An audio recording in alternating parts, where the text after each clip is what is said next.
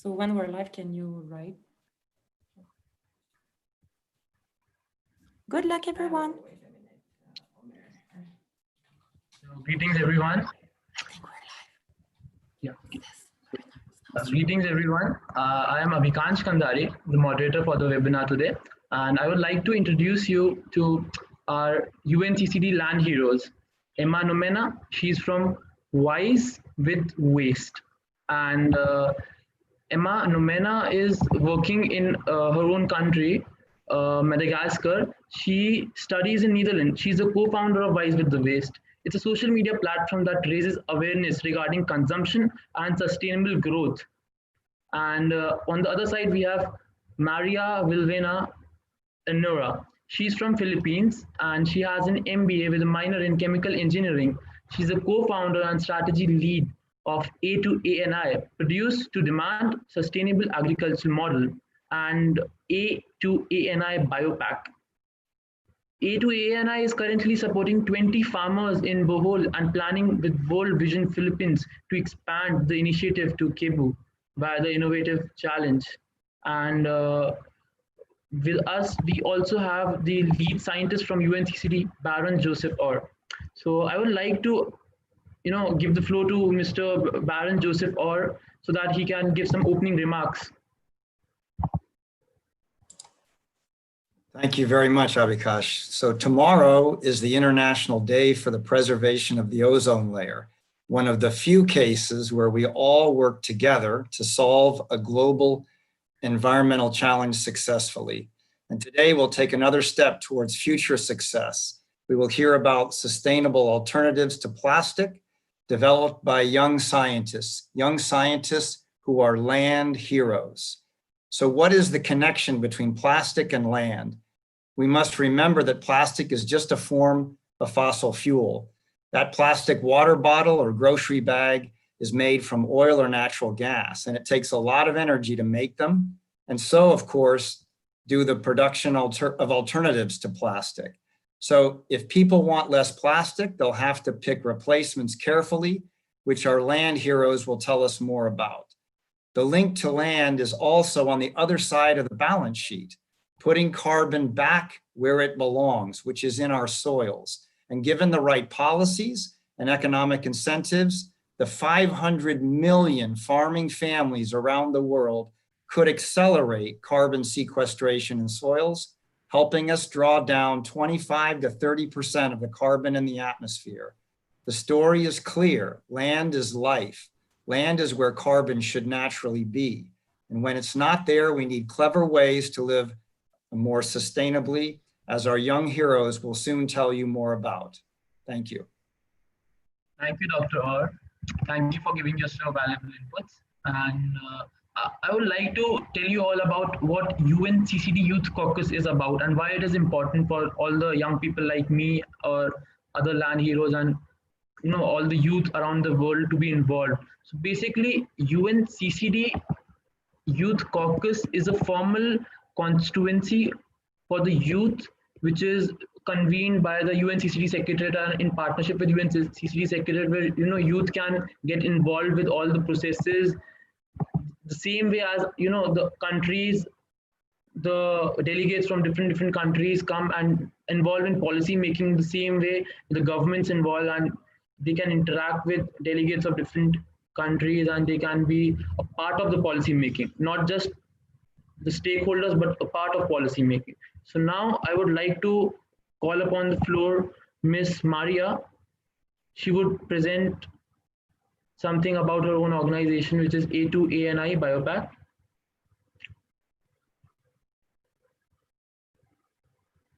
Maria. Okay. Hi, sorry, I'm on mute. So hi, I'm Maria Wilvena Nyora. I'm from the Philippines. You can call me Wilby for short.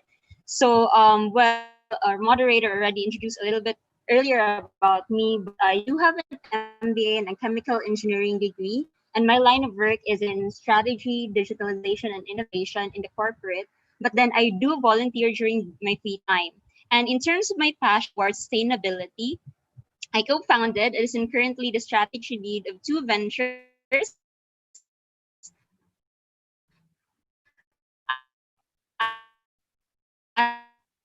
AtoAni and AtoAni Biopack. So to tell you more about it, AtoAni Biopack is an early stage venture that creates biodegradable packaging from agro-industrial waste. So as mentioned, AtoAni is currently in Bohol.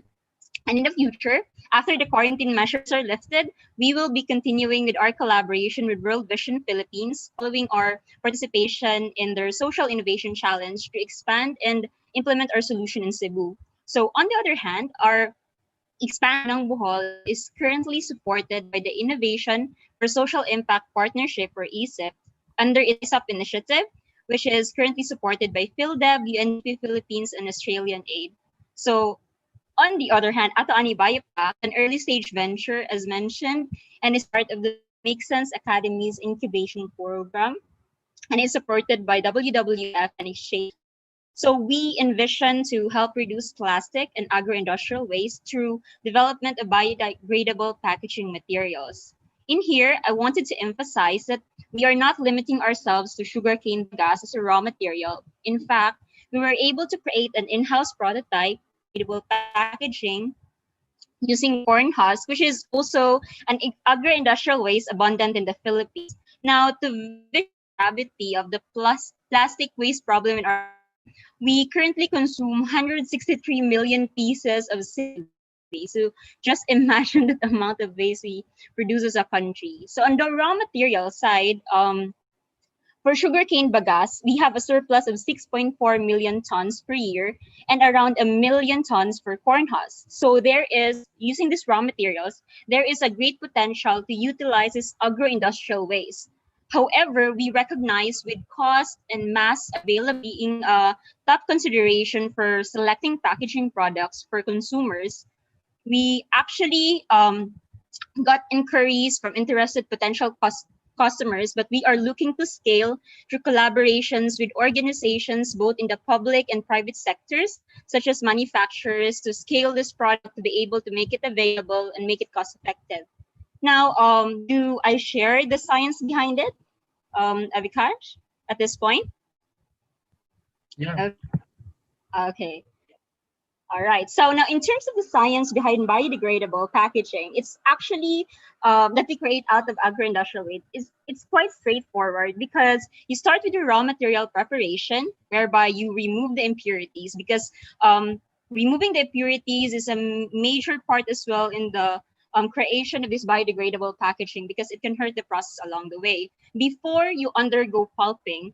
But the pulping is where it is what we consider the heart of the process, because this is the one that converts the fibers. It enables the fibers that you have, the components, cellulosic components, your agro-industrial waste, such as sugarcane bagasse, or corn husk, or rice straws, which is also abundant in the Philippines, to be formed into sheets. And then once you have the sheets, you can convert them into different packaging materials with the right equipment, of course. So that's why it's good to partner with manufacturers to have this right equipment to be able to scale it and mass produce it. And to understand why agro-industrial waste such as sugarcane bagasse and corn husk is a good raw material for creating packaging materials, we can look into its cellulose and hemicellulose components. So for sugarcane bagasse, it's around 39 for cellulose and 37 for hemicellulose. For corn husk, it is around 34 to 41% hemicellulose and 31 to 39% cellulose. So because of this high percentage of cellulosic components, it is possible to break down these components to create a packaging material that is durable. So that is one of the considerations why we selected agro-industrial waste as a raw material. But another reason is that since AtoAni Biopack is a new venture that is influenced by AtoAni, we wanted to actually source raw material that still supports the agriculture community, because AtoAni is all about agriculture. And even though it's tackling a different issue, which is plastic waste. So it's all about sustainable agriculture and sustainable packaging. Thank you so much. That's it for my side. Yeah. Thank you. Thank you, Maria. It was nice how you gave the scientific explanation about the working of your innovations. Now I would like to give the floor to Emma. I read about Emma's research work on how the use of biomaterial instead of petroleum would be used to create bioplastics. I didn't understand much, so I would like to give Emma the floor so that she can share her, research work with all of us, and she can explain how she is using biomaterials instead of petroleum to create plastics. Sure, thank you, Abhikash. So, as Abhikash said, I am a PhD candidate here at the University of Amsterdam. I am majoring in physics, and my research consists in trying to make biomaterials using plant ingredients. So, from what we heard from Maria earlier, you can use cellulose extracted from plants to make basically anything you want. It's the most abundant polymer on Earth, which means that you can choose sugarcane for Maria. For me, I'm using citrus peels. And citrus peels are a waste product of the juicing industry. Think about your morning juice. You squeeze your oranges and what's left over. We can use that to make bioplastic. The reason that we chose citrus peels is that we do not want to compete with food sources. So if you use, for example, algae, if you use corn, you are using corn to feed animals, but also as our source of food. But we do not want that competition. So it's better for us to use byproducts, waste products that would otherwise go to waste. So using citrus peels, we are extracting the cellulose from that citrus peels, and we are mixing that cellulose with oil and curcumin. And that gives us a plastic film that is transparent, very lightweight, and suitable for packaging application. What we found that was interesting also is that by adding curcumin, which if you don't know what it is the main ingredient of curry spice, so another natural product. Curcumin gives you antibacterial and antioxidant properties. That means that if you add curcumin in your films, not only will it prevent bacteria from growing on your food when you package the food with that plastic, it will also prevent it from oxidizing. So that means that you can package things like meat, banana peeled off, nuts without having that rancid taste over time that can develop if you just expose it to air. One of the main benefits of this research is that not only does it help decouple plastics and fossil fuels, which we know how bad fossil fuels are for the climate, but it also helps build a circular economy, which means that we don't throw anything away. We try to reuse everything that we can to remake it into new materials. And I really believe that that is one of the main disadvantages of plastics nowadays. We know that it can be recycled, but not all plastics can be recycled. If it is recycled, then only about 10% of it eventually ends up being recycled.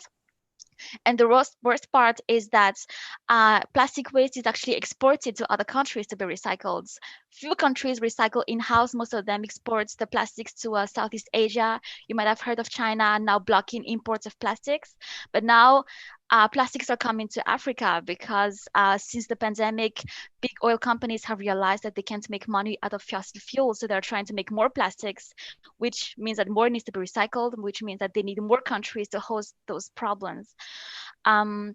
So I'm hoping that my initiatives of making bioplastics from citrus peels and Maria's initiative of making plastic from sugarcane is really going to further this circular economy and this decoupling of plastics and fossil fuels. Okay. Thank you, Emma. I would like to mention one thing, that we are taking comments and answers. Who all are watching this live stream, we are taking comments and we will answer the questions during the session. So feel free to ask questions and comment your queries. If you have some questions from the UNCCD Land Heroes, you have any questions from the lead scientist or Emma or Maria, feel free to comment it on the social media handles, or we'll be picking questions and we'll be addressing them to the respective panelists so that we can answer your questions. Okay, so now I would like to ask Maria and Emma in the same order that would you like to share that how are you using your social media platforms to raise awareness? Like, I know that one of you are using Instagram and one of you are using the medium of webinars to raise awareness about your social media. So I would like Maria to go first. Okay.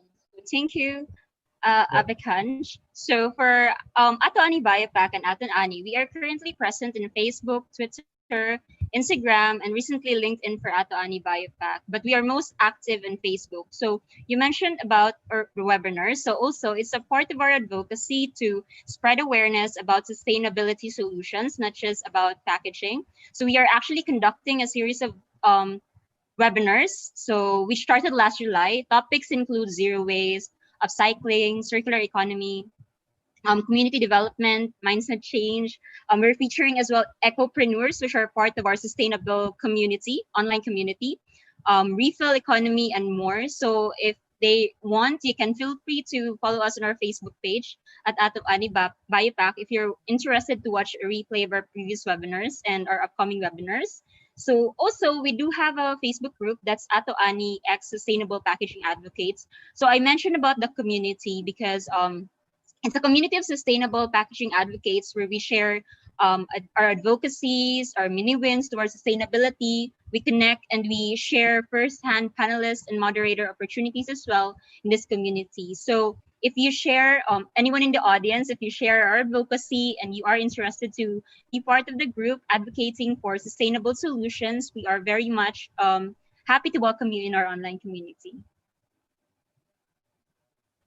Thank you. Emma? Yes, What about so yeah. yes, we are mainly on Instagram. Our handle is Wise with Waste.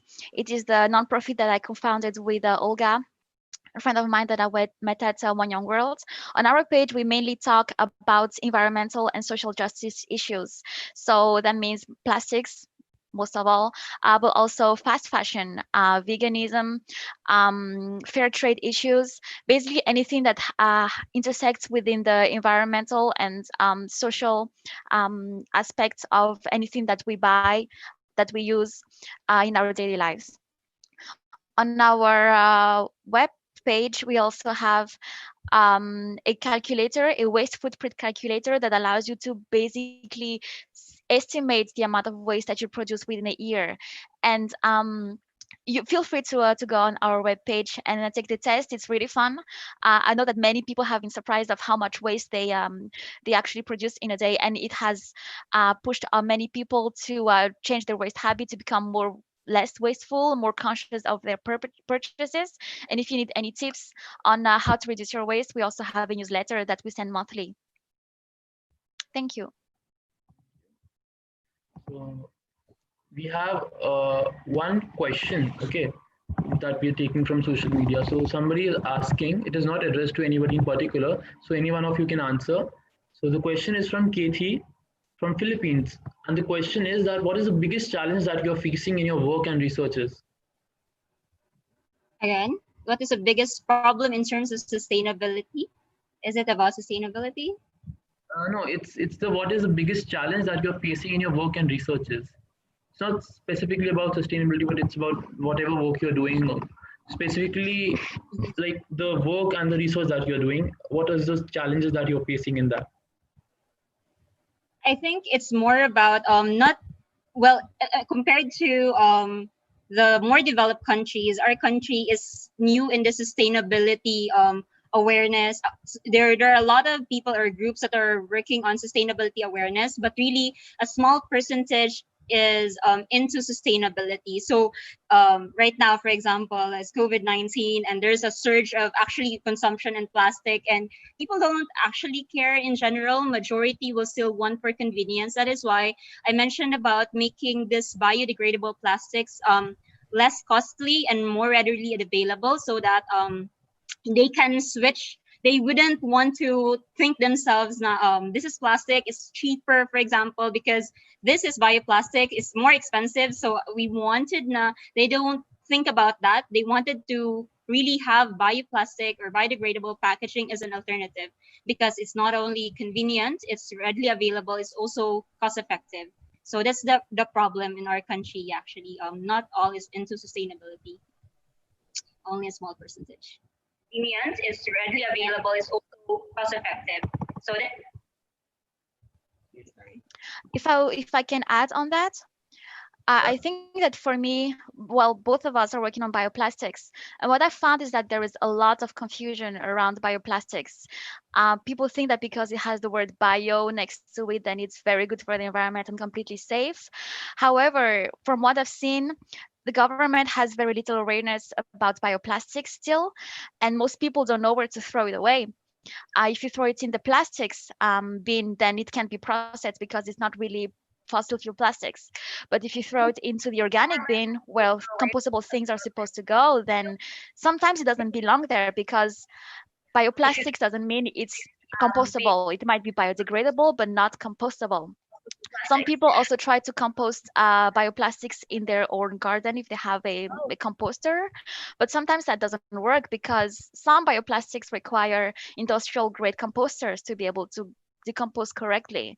So I really admire that there is a lot of research and a lot of initiatives coming up around bioplastics, but I feel like there should be a lot more education around what those do actually, what are really bioplastics, what is the environmental impact, and basically allowing people to be more aware of the difference between biodegradable and compostable.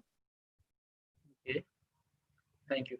So thank you for your valuable inputs. And we have one more question from someone that what are the concrete actions that they can take at their personal level to reduce the plastic waste and whatever plastic pollution is happening to be more sustainable? I think I'll try to answer that. My motto, I think we've all heard this: reduce, reuse, recycle.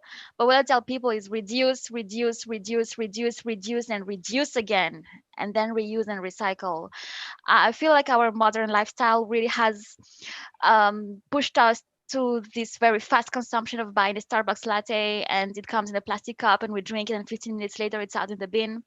But if we actually made small changes like bringing a water bottle, bringing a reusable coffee cup, bringing your own cutlery, then we would reduce a lot of waste that is coming our ways already.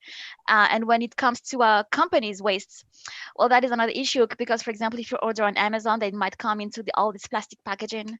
If you get a bottle of shampoo, it might also come in packaging if you don't buy a shampoo bar. So it's really about being aware that there are options and they don't have to be very expensive. I think a bar of soap is actually cheaper than the bottle stuff. If you order a lot on the internet, and you can ask whoever you're buying with, Amazon does this, for example, where you can ask them to have a minimal low waste packaging or all paper packaging.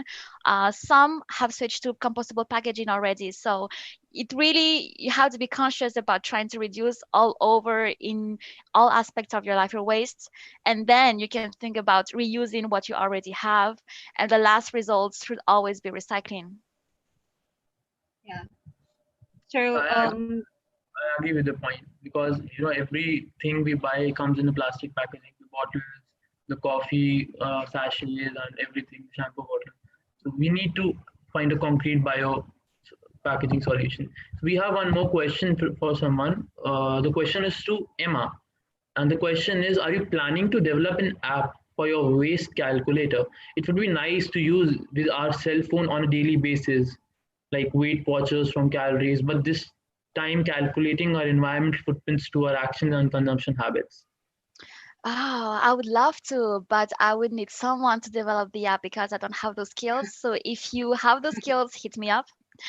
What we have done is that we made it on the website and we made it as mobile friendly as possible so people can use it on their phone. If you're still having issues, then of course you can let us know if something doesn't display correctly. But indeed, the best way to do it would be to basically log all your purchases and wait at the end. So yes, hit me up if you know how to develop an app and we'll be in touch with you. One more question. It's not addressed to anyone in specific, but the question is that considering the commercial viability of plastic packaging as compared to bio packaging, how do you convince consumers as well as companies to invest in bio packaging if the commercial viability is also more biased towards plastic packaging? It's yeah, not addressed to anyone. Anyone of you can answer. okay. So I I think we have actually one webinar with regards to mindset changes, sustainability awareness. And although it's hard, I think it's really starting off with a community of people who believe in this idea, because right now it's really not commercially viable. Biodegradable packaging is definitely much more expensive than plastic. But I think if we work together, I've seen a lot of comments from our webinars saying that the government should help in this, addressing policies, for example, to ban plastic or even reduce it. So if there's a collaborative work between the government, between the citizens, for example, and even the private companies, I think it is possible. And we can work together to actually reduce plastic, if not totally eliminate it. Yes, I think that's on my One side, thing Abhikansh. One thing I can add is from the company side, there are a lot of companies that are making commitments to be net zero by 2030, or to reduce their footprint in terms of carbon emissions and waste. I think that these can be very good alternatives from them, because switching from fossil fuels to basically anything else is gonna cut down on emissions dramatically. It's also a very I've seen it in the eco community that many people tend to adopt more and more sustainable packaging. It can be just glass, metal, paper, but sometimes, plastic is the best because it's so light and so transparent as opposed to anything else. So once companies see that it's growing really fast and that it can be profitable for them, I think they will get in on it. The question is really just how fast are they gonna capitalize on this trend?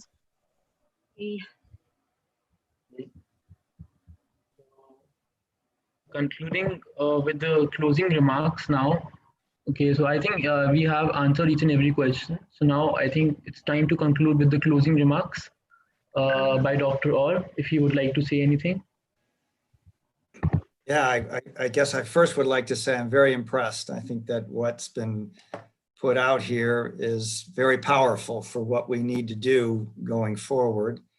I liked the discussion about end-to-end solutions, and I think in both examples, we're looking at that. I would encourage that, particularly based on the questions that you just received, that awareness is a great thing, but active awareness is the key. And you both have talked about assembling the right community of people to drive this forward. That's also known as a innovation ecosystem. If your goal is to get companies to adopt, you've got to break in that way. I also noted that there are some questions that relate to the enabling environment. How do you get the overall context moving in the same direction? And I would bring that back to land. I mean, you're dealing with agricultural products, therefore you're dealing with farming families. And that's a very large number of people that would be promotive of something that is as effective as what you have described. So I think it sounds like a fabulous trajectory, and I hope that you're both successful in moving it forward. And I thank you for joining us on this Land Heroes adventure. Thank you, Dr. Orr. And before ending, I would like both of the girls to speak about COVID-19 and what is the thoughts about the trend of sustainability. Like, how can we, the situation COVID-19 and be more sustainable? Because we had one question from the audience before the closing remarks, that how has COVID-19 impacted sustainability initiatives in your opinion, which I couldn't address, okay. All right.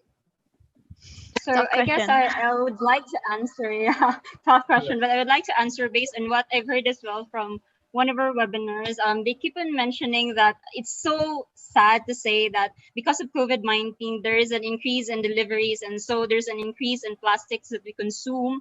So there should be a move to actually, but the good thing is everything is online. You can have more awareness. But I agree with Mr. Baron that you need to have active awareness. You act on what you learn, for example. So yeah, I think if we can work together, like to find alternatives to packaging that are, even though there's an increase in delivery, there should not be an increase in plastic. I think that would be good.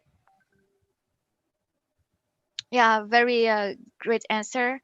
I think what I would add is that, of course, there are bad things like the increase in delivery and especially the masks, the reusable masks that are apparently harming the birds now. So if you do use reusable masks, people, please cut off the ends on the ears so the birds don't get trapped in them, or any animal, by the way. What I would like to add is that people have seen how much better the air is, how much clearer the area has been if when people are just staying at home. And I hope that it can be a vision for the future where we have clean energy, low waste, no pollution. And I'm hoping that it's going to inspire people to take more action towards a sustainable lifestyle. We all hope that people move towards a more sustainable lifestyle, seeing the clean air outside. That if they sit at home for, let's say, few months, and they realize that if they're not consuming things the way they were doing before, it is much more beneficial for the environment. So before ending, I would like to thank Dr. Orr for his valuable remarks, and I would also like to thank Emma and Wilby for sharing your valuable inputs and your research work with all the people, with all the audience who went live, who is viewing us in the live stream. And I would also like to I would also like to announce that we all are having one more webinar after 2 weeks, approximately 2 weeks, from the UNCCD Land webinar series. It was the second webinar out of 6, and the next webinar is within 2 weeks. So stay tuned. Thank you. Thank you all for having us, by the way. you. This has been great. Thank you, Emma. Thank Fantastic. you. Thank you so much.